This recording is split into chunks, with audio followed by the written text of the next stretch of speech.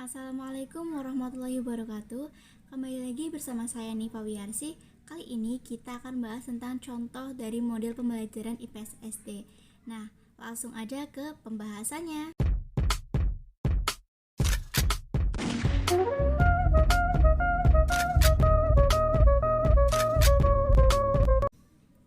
Contoh model dari pembelajaran IPS SD sendiri itu sangat banyak, sehingga di sini kita akan bahas salah satu contoh model pembelajaran IPS SD. Nah, contoh yang akan kita bahas adalah model portofolio. Akan tapi sebelum kita membahas lebih jauh tentang model pembelajaran portofolio, alangkah baiknya kita bahas lebih dahulu apa sih yang dimaksud dengan model pembelajaran IPS SD. Nah, langsung aja kita bahas apa yang dimaksud dengan model pembelajaran IPS SD. Jadi, model pembelajaran merupakan pembelajaran yang tergambar dari awal sampai akhir yang disajikan secara khas oleh guru. Dengan kata lain, model pembelajaran merupakan bungkus atau bingkai dari penerapan pendekatan, metode, dan teknik pembelajaran.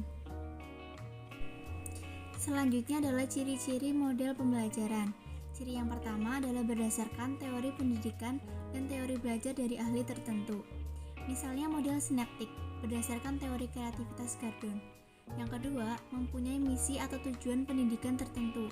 Misalnya model berpikir induktif, dirancang untuk mengembangkan proses berpikir induktif. Yang ketiga, dapat dijadikan untuk perbaikan proses belajar mengajar di kelas. Misalnya model inquiry untuk meningkatkan pemahaman sosial. Yang keempat, mencakup langkah-langkah model, adanya prinsip reaksi, adanya sistem sosial, dan sistem pendukung, memiliki dampak hasil belajar dan dampak pengiring atau hasil belajar jangka panjang. Selanjutnya, dasar pemilihan model pembelajaran menurut Wina Sanjaya. Yang pertama, tujuan yang hendak dicapai dalam pembelajaran. Yang kedua, bahan atau materi pembelajaran. Yang ketiga, karakteristik peserta didik. Dan yang keempat, pertimbangan non-teknis, misalnya efektivitas atau efisien model. Selanjutnya kita akan bahas tentang model portofolio. Portofolio dalam pendidikan mulai dipergunakan sebagai salah satu jenis model penilaian yang berbasis produk, yakni penilaian yang didasarkan pada segala hasil yang dapat dibuat atau ditunjukkan peserta didik, kemudian dihimpun dalam sebuah map jepit atau portofolio untuk dijadikan bahan pertimbangan guru dalam memberikan asesmen otentik terhadap kinerja peserta didik. Selanjutnya, langkah-langkah pembelajaran portofolio. Secara teknis, pendekatan portofolio dimulai dengan membagi peserta didik dalam kelas ke dalam beberapa kelompok.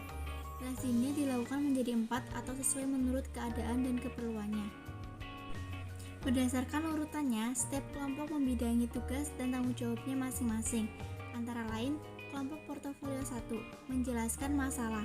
Dalam tugasnya, kelompok ini bertanggung jawab untuk menjelaskan masalah yang telah mereka pilih untuk dikaji dalam kelas. Kemudian kelompok portofolio 2 menilai kebijakan alternatif yang diusulkan untuk memecahkan masalah. Dalam tugasnya, kelompok ini bertanggung jawab untuk menjelaskan kebijakan saat ini dan atau kebijakan yang dirancang untuk memecahkan masalah. Selanjutnya, kelompok portofolio 3 membuat satu kebijakan publik yang didukung oleh kelas.